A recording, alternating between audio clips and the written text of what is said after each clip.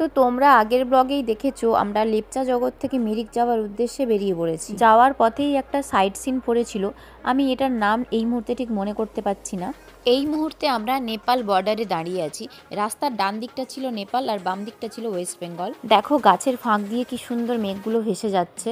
এই প্রাকৃতিক সৌন্দর্য আমরা ক্যামেরা বন্দি করতে ব্যস্ত সবাই।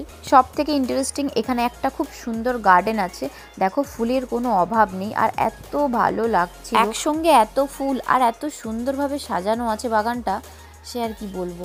আই লাভ নেপাল লেখা আছে এখানে। এখানে আমার বর্মশাই দাঁড়িয়ে কিছু ছবি তুলে নিল। তারপর ওখান থেকে বেরিয়ে মিরিক পৌঁছে আমরা আজকের লাঞ্চটা করে নিলাম।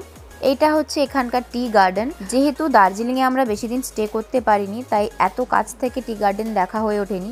এই প্রথম আমরা এত কাছ থেকে টি গার্ডেনটা দেখলাম। যত দেখি মন আর ভরছে না।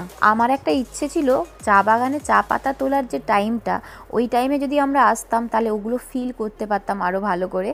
তো যাই হোক, নেক্সট টাইম দেখা যাবে। দার্জিলিং থেকে মিরিক যাওয়ার যে রাস্তাটা, চারপাশে শুধু চা বাগানেই ভর্তি। এত সুন্দর রাস্তা, একটু টাইমের জন্য আমরা কখনোই বোর ফিল করিনি।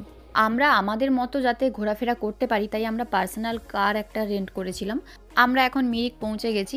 এখানে বাজারের ওপর একটা কুকুর এইভাবে বসেছিল। আমার বরমশাইকে তো জানো, বিস্কিট কিনে ওকে দিল। আর এমনিতেই তো আমাদের লাকিকেও প্রচুর মিস করছে। আর 2 দিনের মধ্যেই আমরা বাড়ি ঢুকে যাব। আর এখানে এই ডান্সারটিকে দেখো, এত ফিল করে ডান্স করছে, আমার তো ওকে ছেড়ে যেতেই ইচ্ছে করছিল না। অনেকক্ষণ দাঁড়িয়ে ডান্স দেখলাম, তার মধ্যে সন্ধে হয়ে যাচ্ছে, ফিরতে তো হতোই। এখন আমরা মিরিক থেকে শেয়ার কার করে শিলিগুড়ি যাচ্ছি। ইসলামপুরে আমার দাদা থাকে, এখন আমরা 3 জনে ওর রুমেই যাচ্ছি। আজকের দিনটা স্টে করে আমরা কালকে বাড়ির দিকে বেরোবো।